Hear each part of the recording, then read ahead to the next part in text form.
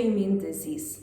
It is often seen as dry, itchy, red, thick skin accompanied with silvery scales. Your treating doctor may be recommending you the medications and ointments to relieve from the symptoms, but diet plays an integral role in dealing with psoriasis. Yes, what you have in your tummy and what you put in your plate plays a major role in psoriasis diet. So, what are the best foods for psoriasis and what foods to avoid in psoriasis? Hi, this is dietitian Jayashree and today we will be looking into the psoriasis diet. So if you or anyone you know is suffering from psoriasis, do stay tuned. So first thing first, before digging deeper into the foods that are recommended and avoided for psoriasis, let's mainly follow the four main principles. First, add a lot of balance to your diet. Go gluten-free, include a lot of antioxidants in your diet, and strictly stay away from alcohol. When you follow these four principles, the symptoms are relieved to a huge extent. So, going in detail about the foods that needs to be taken for psoriasis are majorly of anti-inflammatory foods, that are foods that can reduce the inflammation in your body.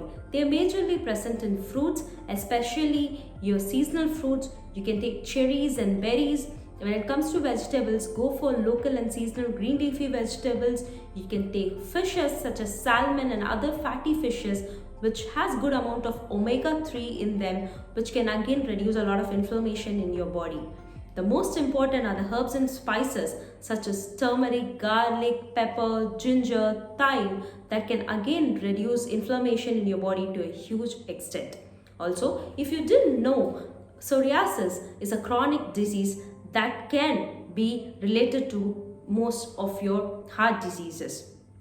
So, also make sure to include heart healthy foods such as nuts and seeds in your diet. Do not go for refined oils, go for cold pressed oils such as olive oil, coconut oil, or even flaxseed oils. Now, talking about the foods that needs to be avoided in psoriasis. Psoriasis has a lot of triggers such as the stress levels, weather, the allergens around you. Similarly, the diet can also play a major role in triggering the symptoms of psoriasis. So, the following foods are better to be avoided. First in the list is your eggs and milk. These are the most common allergens and they do have properties that can increase the psoriasis lesions. So it is better to stay away from them. Second is gluten. People with psoriasis often tend to develop gluten sensitivity over time. So it is better to avoid or limit the intake of gluten. Gluten are often found in wheat, rye and oats. When I'm talking about wheat, it also includes wheat related products such as maida, semolina, vermicelli, noodles, pasta, bread, etc. It is wise to take an advice of a dietitian to know the alternatives of gluten in your diet.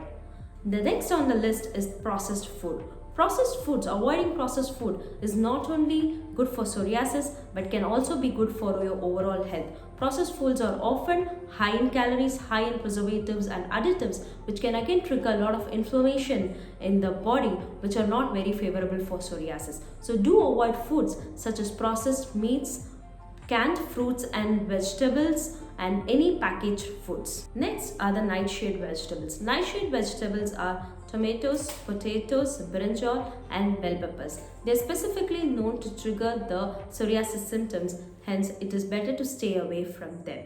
The next and the most important is alcohol. This is simply because any autoimmune disease can get worse when our immune system is affected, and alcohol can disrupt your immune system anytime. This is the major reason why it is strictly advisable to stay away from alcohol to get better from psoriasis symptoms.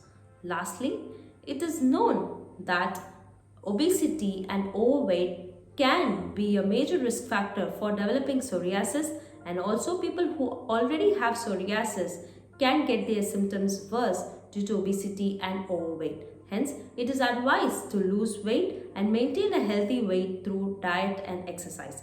I hope this video was very helpful to you. You can anytime contact me or other dietitians on the MFine platform for customized diet chart, and also do stay tuned on this channel for more such diet and nutrition related videos. Thank you. Don't forget to like and share this video. For more such videos, do subscribe to the MFine channel and hit the bell icon to never miss any update.